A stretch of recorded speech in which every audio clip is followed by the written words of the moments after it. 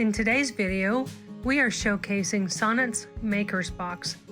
Today we will be working with all of the items in Sonnet's Curated Maker's Box for March.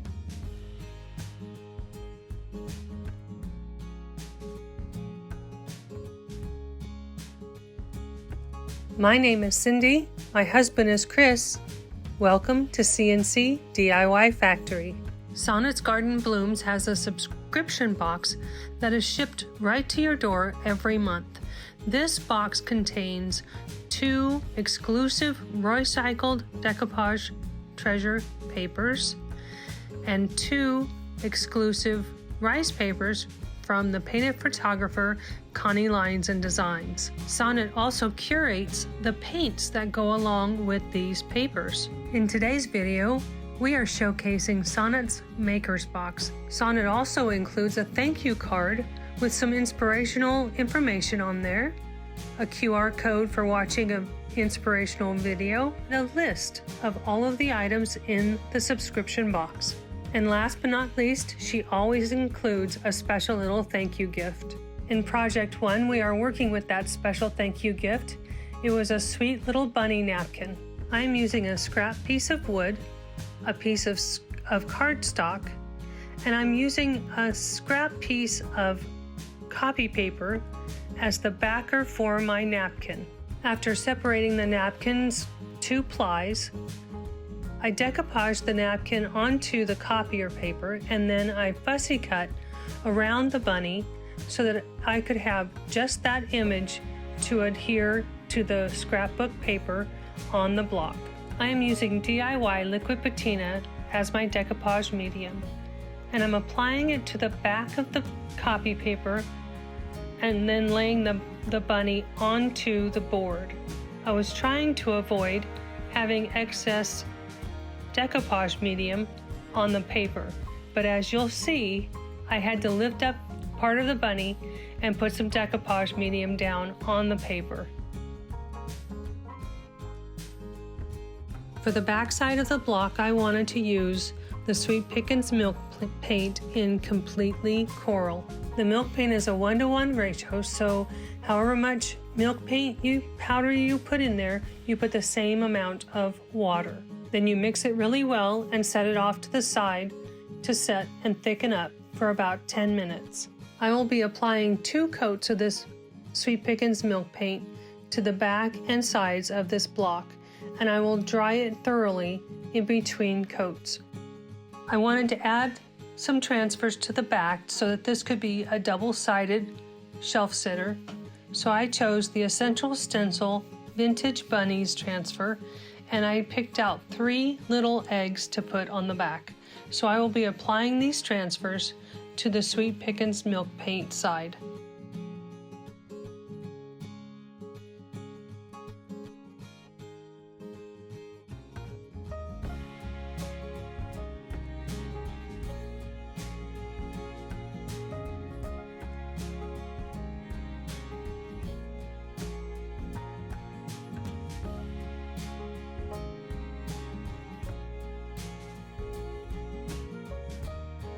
My favorite way to seal up the milk paint is by using the oil wax in dark. So I'm going to apply a coat of the oil wax to the sweet Pickins Milk Paint, let it soak in for about 5 to 10 minutes, and then wipe it off with a shop towel. I really should have stopped and thought about it for a moment before I applied the oil wax to the front of this shelf sitter, because I did not seal the front of the shelf sitter, and there is liquid patina around the edges of the bunny, and you're going to see a halo effect. So do as I say and not as I do. Make sure you seal your papers before you put the oil wax on. And here's our finished project. Tell me what you think in the comments. I know there's a halo around there. I tried to fix it. It's just going to be perfectly imperfect. For Project 2, we will be using The Secrets of the Garden by the painted photographer rice paper. This one is by far, hands down, my favorite project today.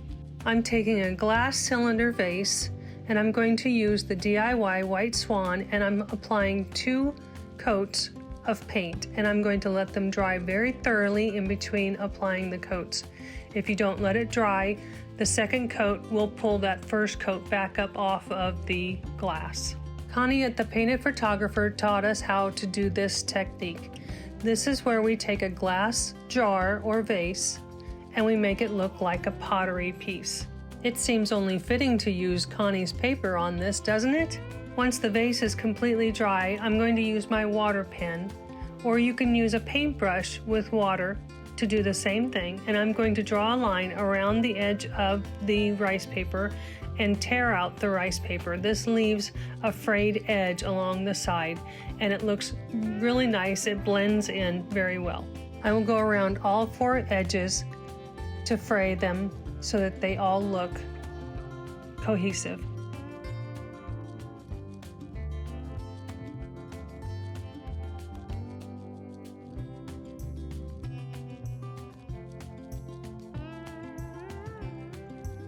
Once I have the rice paper torn out, I'm going to apply it to the cylinder. I'm using the DIY liquid patina. I'm going to position my paper where I want it, lay down a starter strip of the DIY liquid patina, and smooth out the rice paper. In Connie's video, she gave us the recipe of what to use to make this brown glazing on the top of the jar. You take weathered wood by DIY, a little bit of fire starter, and a little bit of crushed summer crush, and you mix it together until you get the color that you want. That is what I have used in this little container, and I'm using a sea sponge to dab it along the top edge of the cylinder and around the bottom of the vase.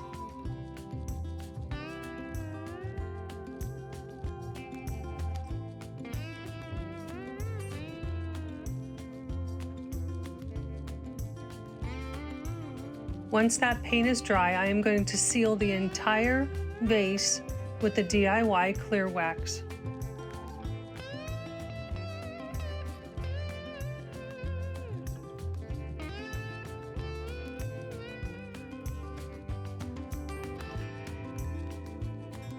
I will then follow up with the Howard's Chalk-Tique in dark wax around the edge of the rice paper.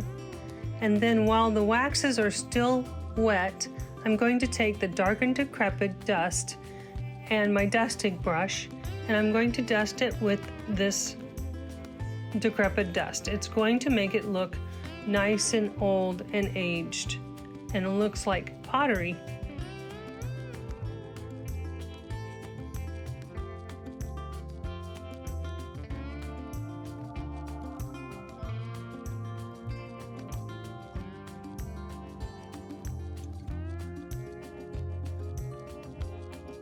And here's the finished vase. I absolutely love the iris.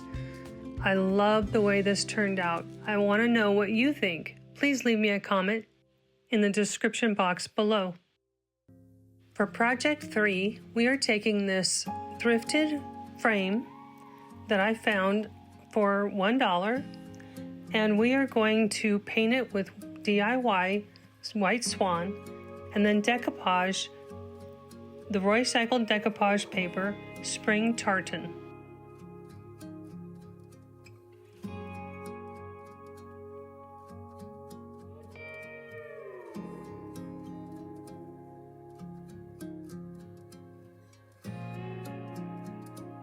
Once the paint has dried and I have trimmed down the decoupage paper, I'm going to lay down a starter strip of the DIY liquid patina, mist my paper, and smooth it out.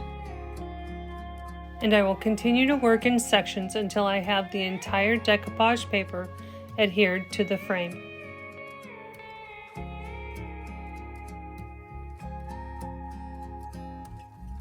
Once the decoupage paper was dry, I took my finger sander and I sanded off the excess paper around the inside of each frame and the outside of the entire frame.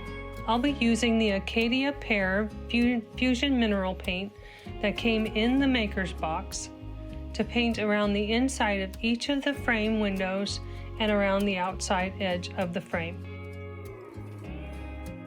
Once I have all of the edges painted, I'm going to take my paint spatula and dip it into the Acacia pear, wiping off the majority of it on my palette and then smearing it across the decoupage paper.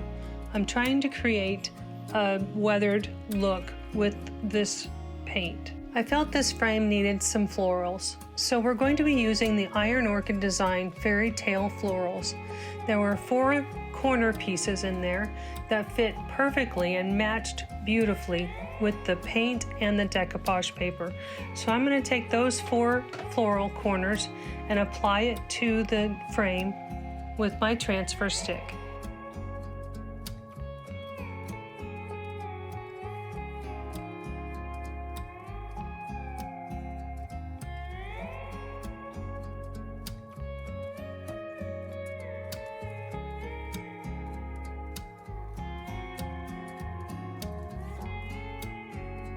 Once I have applied all of the transfers, I'm going to clear the frame with the DIY clear wax and follow that up with the Howard's Chalk-Tique wax in dark.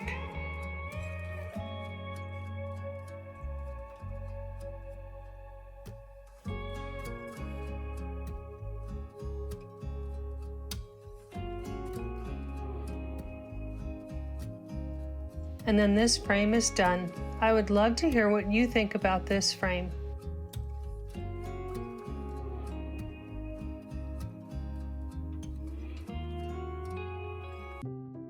For project 4, I'm going to be taking a wood board that I had in my stash, along with 4 little snowmen that you can get in a package at Hobby Lobby during Christmas time. And I'm going to create a riser. I took this out to the shop and I brad nailed those 4 snowmen into the corners, and I as well as glued it in. And when it was dry, I brought it back in, and we are going to decoupage this beautiful Marshland Guardian by the Painted Photographer onto the top.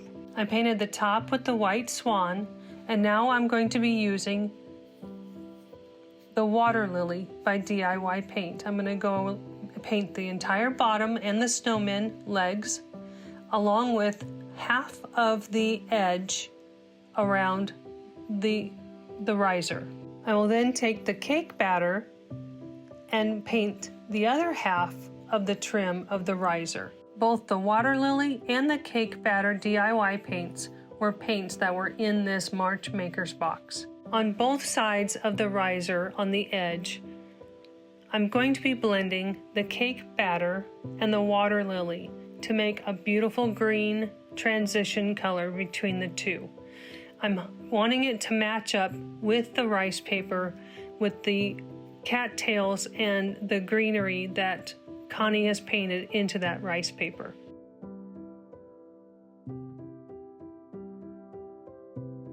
Once I have the edges blended, I'm going to measure my rice paper so I know exactly where to cut it. And I'll be taking my water pen again. And again, you can use a paintbrush with water to do this if you don't have a water pen.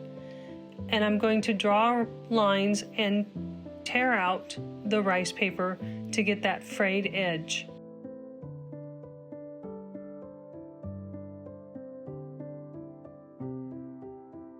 Because the rice paper is a little bit smaller than the top of the tray or the riser, I am going to use the Water Lily and the cake batter and go around just the inside edge of the top of that riser, just to blend it in with the rice paper a little bit.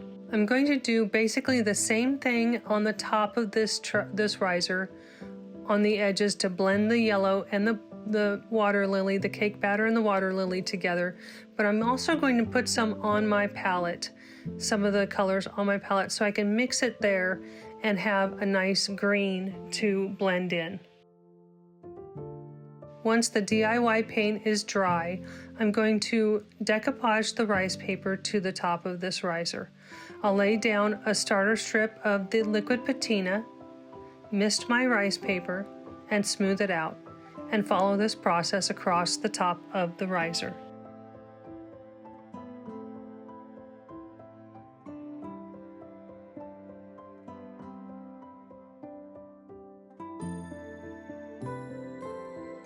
I'm going to use the liquid patina and seal in the paint along the edges of the riser. And I'm going to use the DIY clear wax to seal in the bottom part of the riser. And follow that up with the Howard's Chalk-Tique dark wax.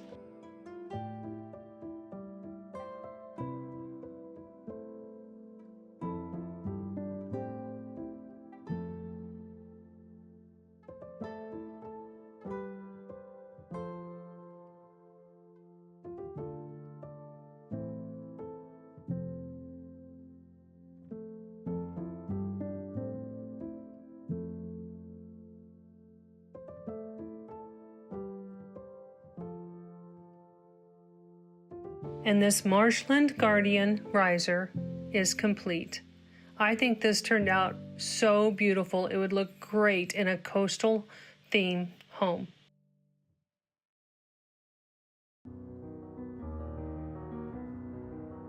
For project 5, I'm going to be using this old cabinet door that I found in the trash on the curb, along with the Old English Countryside Roycycled decoupage paper. Even though this cabinet is white, I'm still going to put a coat of the White Swan DIY paint on the inside panel and along the outside edge where I'll be applying the decoupage paper. I trimmed down the decoupage paper and lay it across the top of my cabinet door.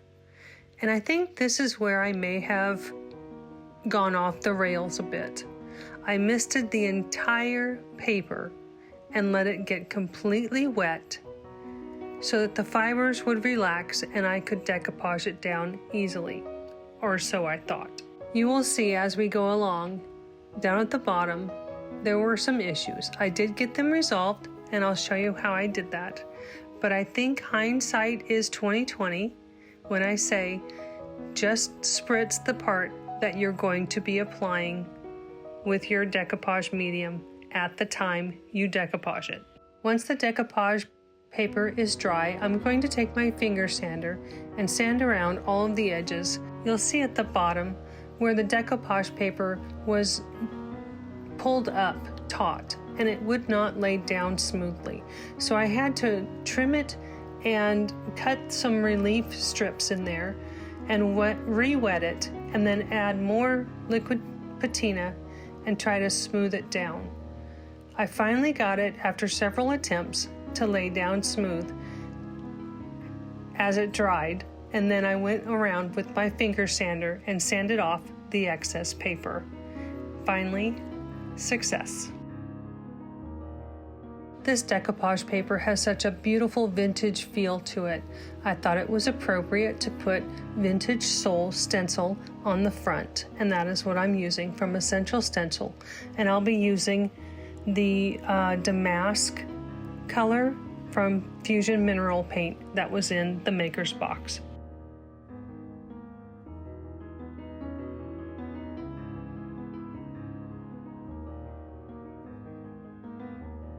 Once that stencil has dried, I'm going to take my Wise Owl varnish in matte and I'm going to seal the entire piece. Once that is dry, I'm going to take the Golden Rule finishing wax by DIY and apply it to all of the edges around the entire piece. I want to create some aging and antiquing to this piece, so I'm going to be using the Fusion Antiquing Glaze and a baby wipe, and I'm going to apply it to the decoupage paper and to the white in the groove between the papers.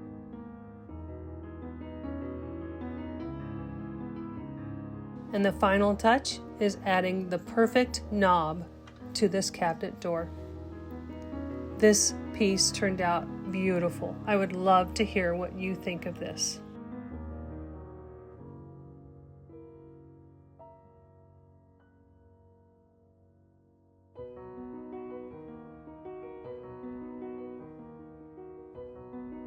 And here's the final reveal of all of the pieces that we used today, using each product in the Sonnet's Curated Maker's Box.